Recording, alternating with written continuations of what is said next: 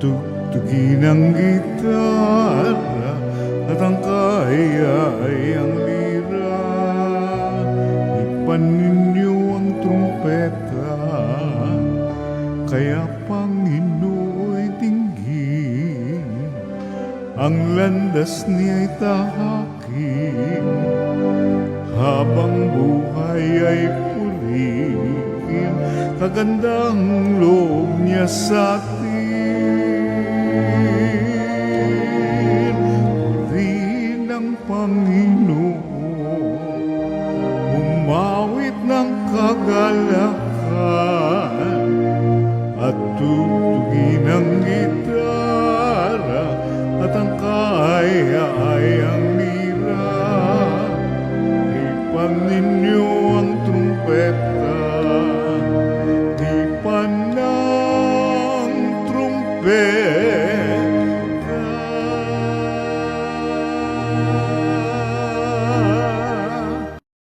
Sa ngalan ng Ama at ng Anak at ng Espiritu Santo. Amen. Ang pagpapala ng ating Panginoong Hesukristo, ang pag-ibig ng Diyos Ama, at ang makikipagkaisa ng Espiritu Santo, naway sumainyong lahat. At sumaiyo rin.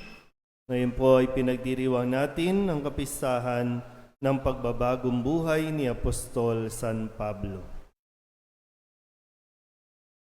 Mga kapatid, tinipon tayo bilang mga kaanib ng angkan ng Diyos, kaya dumulog tayo sa maawaing Panginoong nagpapatawad ng lubos. Sinugong tagapagpagaling sa mga nagsisisi, Panginoon, kaawaan mo kami. Panginoon, kaawaan mo kami. Dumating na tagapaganyayang mga makasalanay magsisi, Kristo, kaawaan mo kami. Kristo, kaawaan mo kami. Nakaluklok ka sa kanan ng Diyos Ama para ipamagitan kami. Panginoon, kaawaan mo kami. Panginoon, kaawaan mo kami. Kaawaan tayo ng makapangyarihang Diyos, patawarin tayo sa ating mga kasalanan at patnubayan tayo sa buhay na walang hanggan. Amen.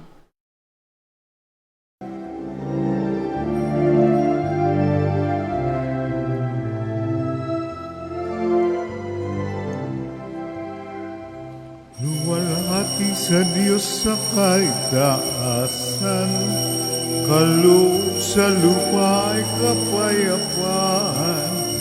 Pinupuri ka at ipinag-aral, sinasamba ka dahil sa dakilang kalwalhatian.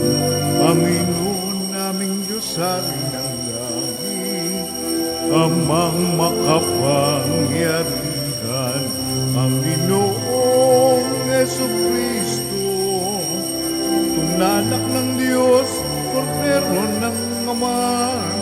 Ikaw nag-alis ng mga kasalanan ng sanlibutan. Tanggapin mo ang aming kahilingan, ikaw na naluluklok sa kanan ng Ama. Maawa ka sa amin, o lamang ang banal, Panginoong Jesucristo, kasama ng Espiritu, sa luwalhati ng Ama. Amen, Amen, Amen,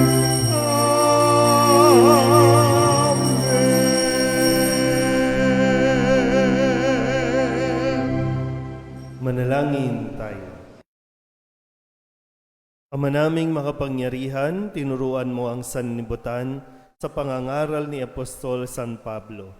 Ipagkaloob mo sa aming pagdiriwang ngayon ng kanyang pagbabagong buhay. Kaming mga nagsisikap magbago para makadulog sa iyo sa tulong ng kanyang halimbawa ay maging mga saksi nawa ng iyong katotohanang maaasahan sa daigdig na ito. Sa pamamagitan ni Jesucristo, kasama ng Espiritu Santo, magpasawalang hanggan. Amen. Umupo ang lahat.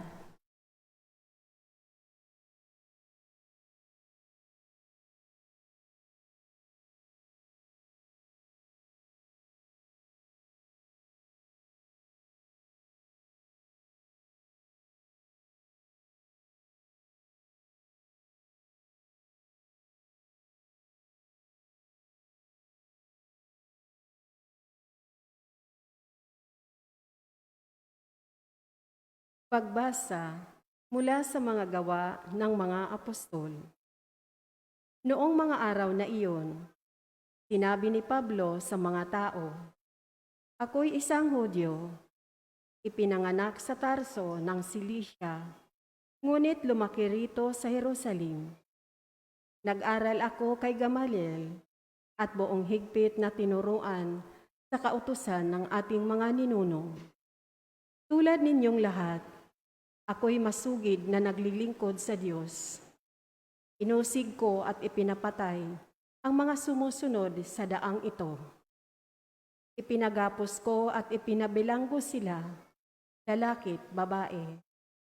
Makapagpapatotoo tungkol dito ang pinakapunong saserdote at ang buong kapulungan ng matatanda.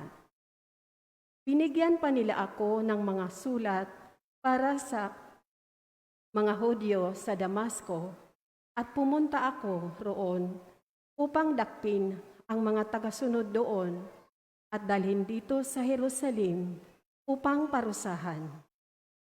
Magtatanghaling tapat noon at malapit na ako sa Damasco.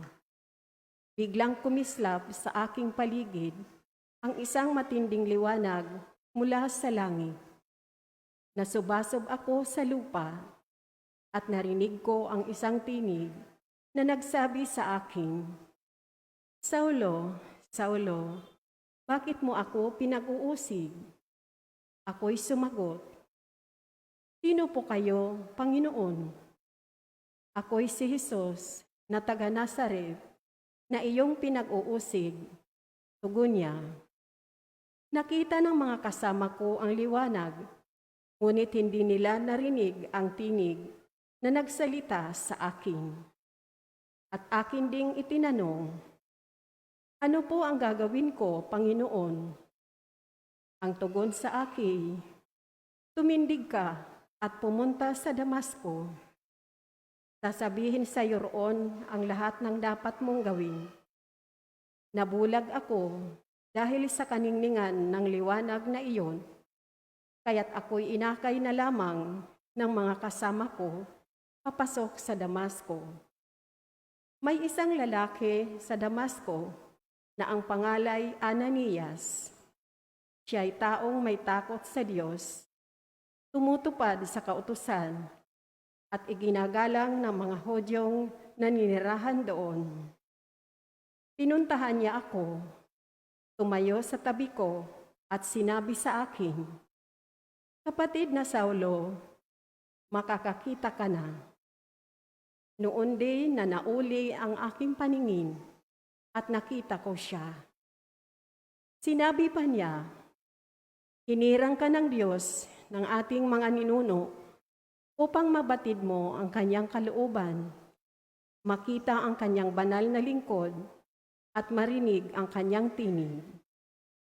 Sapagkat ikaw ay magiging saksi niya upang patutuhanan sa lahat ng tao ang iyong nakita at narinig.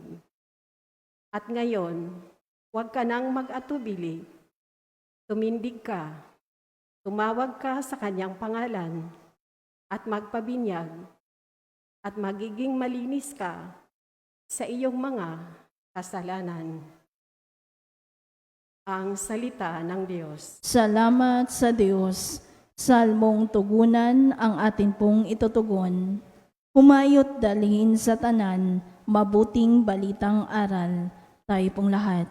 Humayot dalhin sa tanan, mabuting balitang aral. Purihin ang puon, dapat na purihin ang lahat ng bansa. Siya ay purihin ng lahat ng tao sa balat ng lupa. Humayot dalhin sa tanan, mabuting balitang aral. Pagkat ang pag-ibig na ukol sa ati, dakila at wagas, at ang katapatan niya'y walang wakas. Humayot dalhin sa tanan, mabuting balitang aral. Tumayo ang lahat.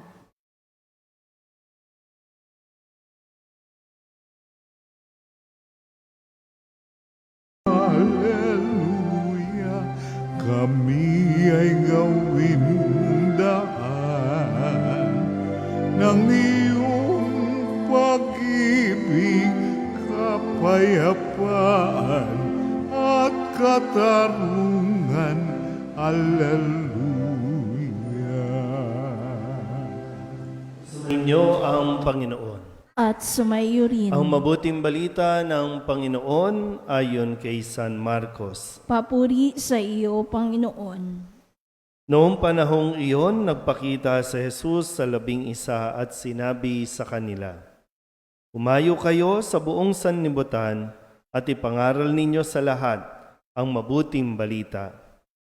Ang sumasampalataya at magpabinyag ay maliligtas, ngunit ang hindi sumampalataya ay parurusahan. Ang mga sumampalataya ay magtataglay ng ganitong tanda ng kapangyarihan. Sa pangalan ko'y magpapalayas sila ng mga demonyo at magsasalita ng ibang wika. Sila'y hindi maaano, dumampot man ng ahas o uminom ng lason, at gagawin o gagaling ang mga may sakit na mapatungan ng kanilang kamay." Ang mabuting balita ng Panginoon. Pinupuri ka namin, Panginoong Heso Kristo. Umupo ang lahat. Isang mapagpalang gabi po sa inyong lahat. Ngayon po sa kalendaryo ng simbahan ay pinagdiriwang natin ang pagbabagong buhay ni Apostol San Pablo. Kadalasan kapag yung mga santo ang pinagdiriwang natin ay ang kanilang kamatayan. Kamatayan, at the same time, pagkabuhay sa langit. Pero dito kay San Pablo ay yung kanyang pagbabagong buhay. O sa Ingles, yung kanyang conversion. At yung narinig natin sa unang pagbasa ay yung conversion story. No, yung kwento ng buhay niya at kung paano biglang nag-iba, no, yung ihip ng hangin, nag-iba yung takbo, nag-iba yung kanyang pananaw. Kasi nga, si San Pablo, bago pa siya naging apostol o tinawag ni Kristo, siya po ay talagang napakapayos o yung tinatawag nating relihiyoso sa kanilang pananampalataya. No, pagdating sa relihiyon ng mga Hudyo, siya ay talagang napaka-puspusan na dapat ang bawat Hudyo ay sinusunod ang mga kautusan na kanila nang nakamulatan simula pa, no, sa kanununuan at bago sa kanyang pandinig itong pananampalataya na ipinangangaral ni Kristo at yung mga tinatawag na tagasunod na mga Kristiyano. Yan. Kung kaya, mismong siya na rin na nagkwento na siya po habang siya ay papunta sa Damascus para usigin yung mga Kristiyano para takutin at hindi lang basta takutin, kasi papatayin talaga niya yung mga Kristiyanong kanyang matagpuan. At doon na nagkaroon ng karanasan. Ang tawag natin doon, religious experience. Yan. So mula sa kanyang kinasasakyan na kabayo, na napakaringal, nahulog siya doon at mula doon sa kanyang pagkakahulog, nawala ang kanyang paningin. At kung kailan nawala yung kanyang paningin, doon naman niya mas nakita yung katotohanan na kanyang ginagawa. Mali pala yung kanyang pag-unawa, mali pala yung kanyang ginagawa. At wala siyang ibang inuusig, kahit patayin pa niya yung mga tao na sumusunod kay Kristo, si Kristo pa rin ang kanyang inuusig. Kaya nga sabi nung tinig, Saul, Saul, bakit mo ako inuusig? At nagpakilala, siya ang Panginoon. At doon, nang manumbalik ang kanyang paningin, iba na rin ang kanyang pananaw. Kaya magandang, anyayahan ko kayo na mapagnilayan nito kung kailan ba tayo nagkaroon ng ganitong karanasan. Karanasan na nagdulot sa atin ng pagbabago. Kasi hanggat di natin nararanasan si Kristo, talagang walang pagbabagong mangyayari. Kahit anong gawin pa natin, kahit araw-araw pa tayong magsimba, kapag hindi mo pa naranasan si Kristo, walang pagbabagong mangyayari sa buhay natin. Kaya siguro, no? Minsan, kailangan natin maranasan yung mga masasakit, pwedeng magkasakit, pwedeng malugi, mawalan ng hanap buhay, mamatayan. Baka ito yung isang paraan din para talaga mamulat tayo sa katotohanan. At baguhin natin yung ating pananaw, baguhin natin yung ating prinsipyo na ipinaglalaban natin na wala naman talagang nangyayaring mabuti para sa atin. So nais ng Diyos, no, na may mabago sa atin. At mangyayari lang yan kung mananalig tayo kay Kristo. Sana isang araw, tayo din, katulad ni San Pablo, maikwento rin natin ang kwento ng buhay ng pagbabago natin. Isang araw, no? Isang araw, mangyayari din yan. Amen? Magsitayo ang lahat.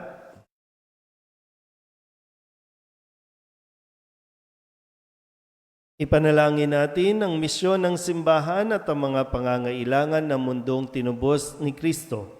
Ang ating itutugon, Panginoon, dinggin mo ang aming panalangin. Panginoon, dinggin mo ang aming panalangin.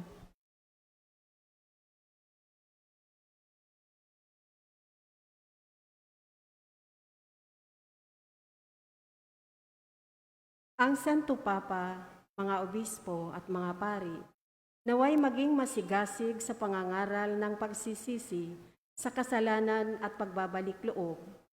Manalangin tayo sa Panginoon. Panginoon, dinggin mo ang aming panalangin. Ang mga misyonero naway magkaroon ng tapang na ipahayag ang Ebanghelyo, maging sa mahihirap na pagkakataon at mapanganib na lugar.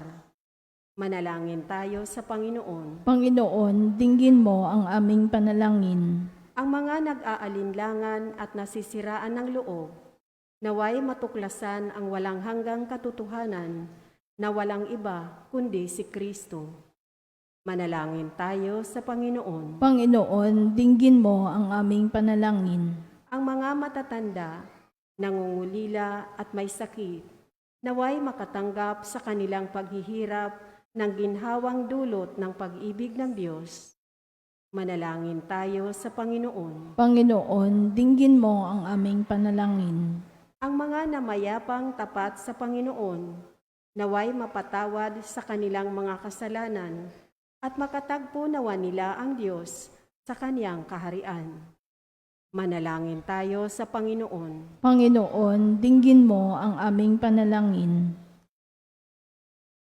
Idulog din natin sa Panginoon ang ating mga personal na kahilingan at mga panalangin para sa ating mga pamilya, kasama ang mga kahilingan ng mga nanonood sa online, lahat ng mga misang pasasalamat, natatanging kahilingan para sa mga agarang paggaling ng mga may sakit, mga kaluluwa na inihiling na ipagdasal sa misang ito.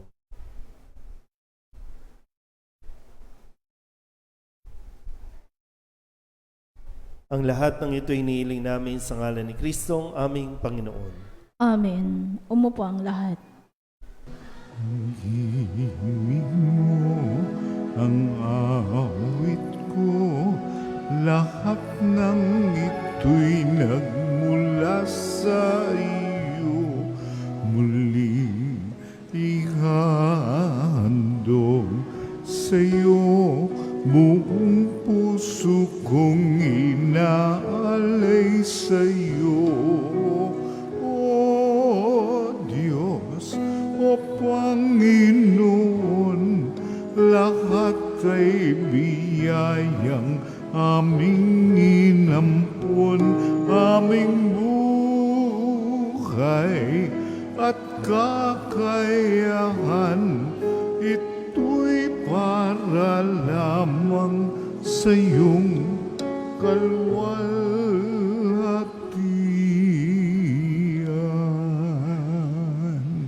Manalangin kayo mga kapatid upang paghahain natin ay kalugdan ng Diyos amang makapangyarihan.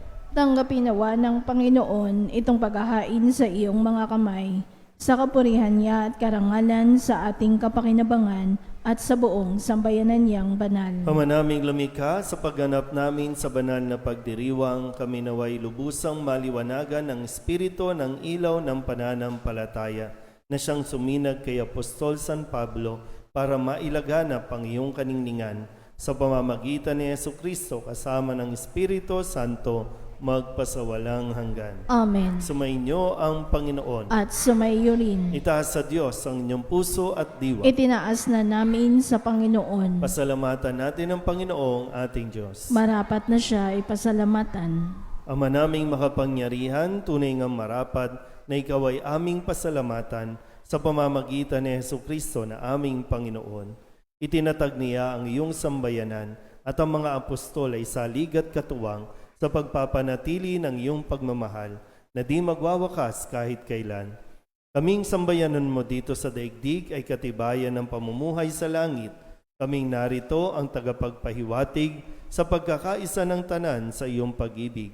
Kaya kaysa ng mga anghel na nagsisiawid ng papuri sa iyo, nang walang humpay sa kalangitan, kami nagbubunyi sa iyong kadakilaan.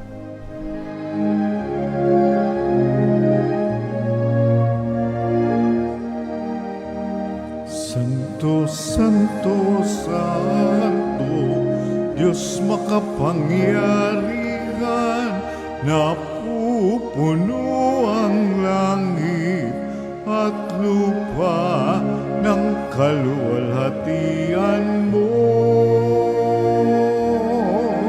Hosana, Hosana sa kaitaasan, pinagpalang na paririto sa ngalan ng Panginoon. Hosana, Hosana sa kaitaasan.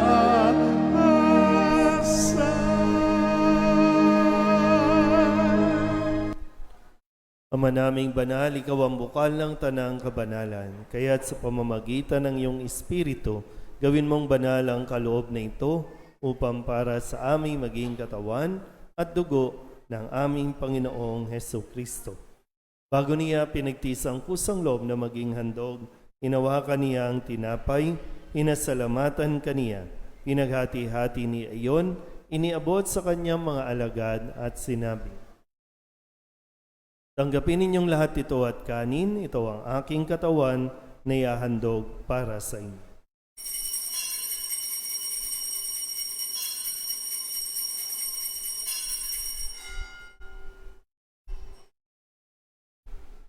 Gayun din naman nung matapos ang hapunan, hinawakan niya ang kalis, muli kaniyang pinasalamatan. Iniabot niya ang kalis sa kanyang mga alagad at sinabi, "Tanggapin ninyong lahat ito at inumin. Ito ang kalis ng aking dugo, ng bago at walang hanggang tipan. Ang aking dugo na ibubuhos para sa inyo at para sa lahat, sa ikapagpapatawad ng mga kasalanan. Gawin ninyo ito sa pag-alaala sa akin."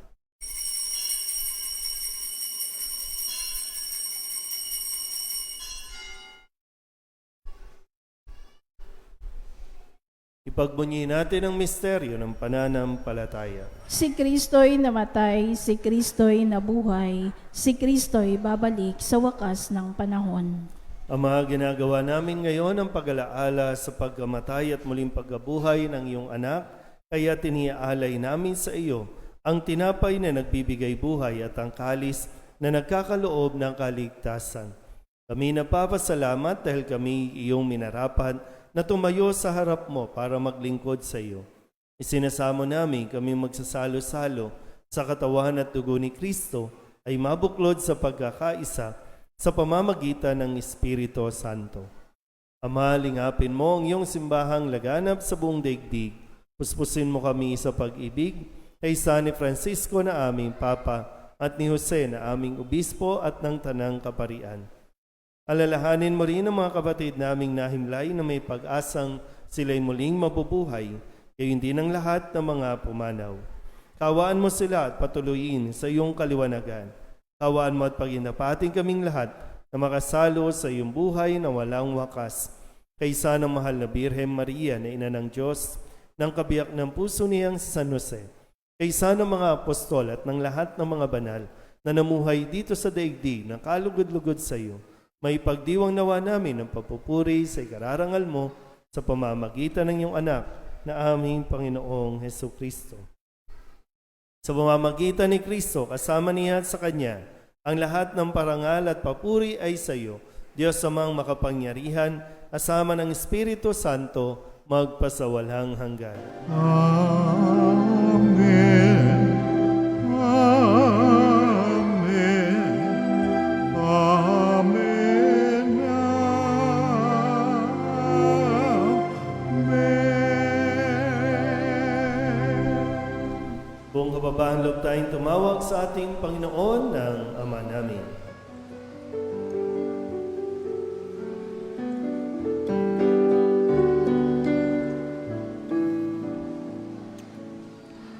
Ama namin, sumasalangit ka, sambahin ang ngalan mo, mapasamin ang kaharian mo, sundin ang loob mo, dito sa lupa para lang sa langit. Bigyan mo po kami ngayon ng aming kakanin sa araw-araw at patawarin mo kami sa aming mga sala para ng pagpapatawad namin sa nagkakasala sa amin, at huwag mo kaming ipagtulot sa tukso, at iadya mo kami sa lahat ng masama. Hinihiling namin kami iadya sa lahat ng masama, pagkalooban ng kapayapaan araw-araw, iligtas sa kasalanan at ilayo sa lahat ng kapahamakan, samantalang aming pinananabikan ang dakilang araw ng pagpapahayag ng tagapagligtas naming si Hesukristo. Sapagkat iyo ang kaharian at ang kapangyarihan at ang kapurihan magpakailanman. Amen. Panginoong Hesukristo, sinabi mo sa iyong mga apostol, kapayapaan ang iniiwan ko sa inyo, aking kapayapaan ang binibigay ko sa inyo. Tunghayan mo ang aming pananampalataya at huwag ang aming mga pagkakasala. Pagkalooban mo kami ng kapayapaan at pagkakaisa ayon sa iyong kalooban, kasama ng Espiritu Santo, magpasawalang hanggan. Amen. Ang kapayapaan ng Panginoon ay laging sumainyo. At sumayo rin. Magbigayan po tayo ng kapayapaan sa isa't isa.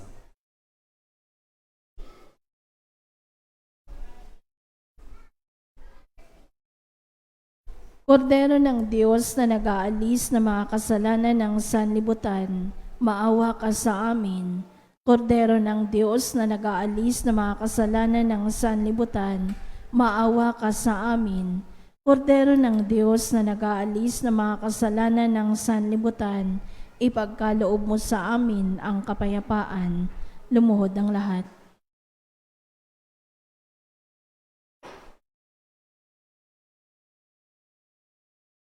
Ito ang kordero ng Diyos. Ito ang nag-aalis ng kasalanan ng sanlibutan. Mapalad ang mga inaanyayahan sa kanyang piging. Panginoon, hindi ako karapat-dapat na magpatuloy sa iyo, ngunit sa isang salita mo lamang ay gagaling na ako. Katawan ni Kristo, Amen.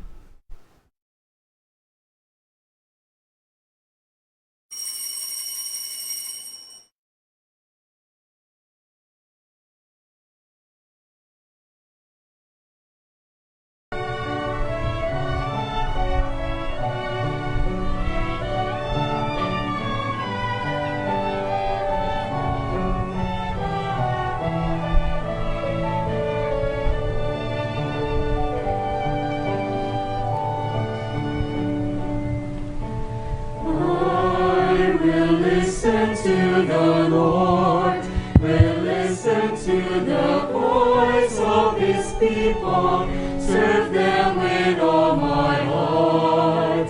I will listen to His words and call upon the Lord for His people to live in faith and truth and in love.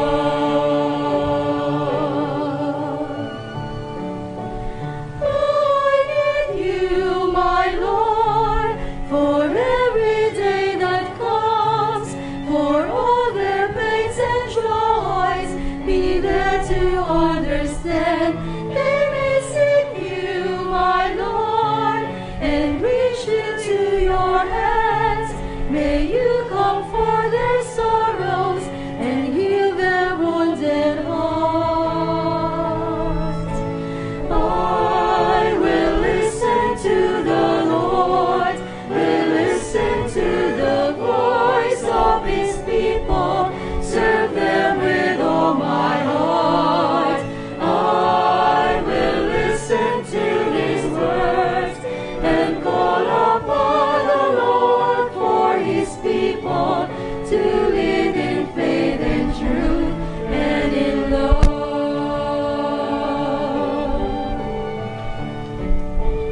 I will in you, my Lord, show them your truth and love. When darkness overs them, your light shines from above. I will be there, my Lord, to lead at your command. Together at one table, feed them the bread of love. I will listen to the Lord, will listen to the voice of His people, serve them with all my heart.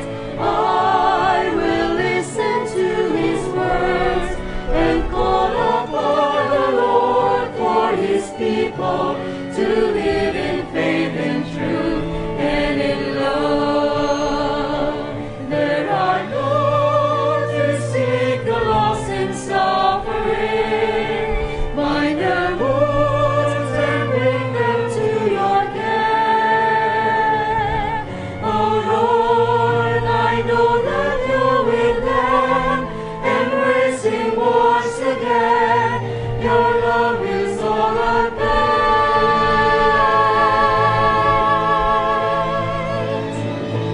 I will listen to the Lord, will listen to the voice of His people, serve them with all my heart.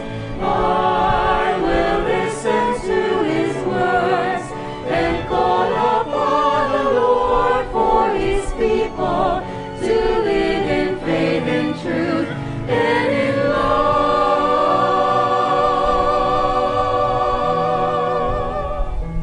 I will listen to the Lord and call upon the Lord for His people to live in faith and truth and in love.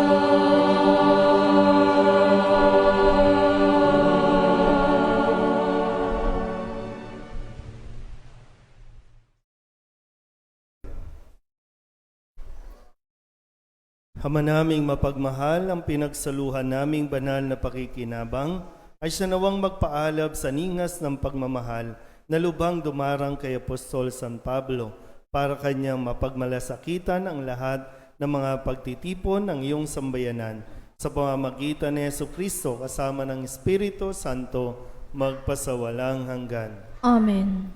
Sa linggo po, pakidala ang inyong mga Biblia at ito po ay babasbasan sa kada tapos ng misa. Dahil pagdiriwang natin ng National Bible Sunday o National Bible Month. Mga bata, kapag nagsisimba, hindi pwedeng magaslaw o kaya malikot, yung palit-palit ng upuan, dapat behave din. Yung kung magsisimba, dapat nakaayos lang kasi syempre may mga nagsisimba rin na kayong kasama, medyo naguguluhan din sila kapag magaslaw kayo sa loob ng simbahan. Next time pag nagsimba ulit, dapat wala munang mga laro-laro o labas-pasok para makafocus tayo sa misa. Malinaw ba? Sumainyo ang Panginoon At sumayo rin. at pagpalain kayo ng makapangyarihang Diyos, Ama at Anak at Espiritu Santo. Amen. Tapos na ang banal na misa, humayo tayo sa kapayapaan ni Kristo. Salamat sa Diyos. Magandang gabi. Good evening po.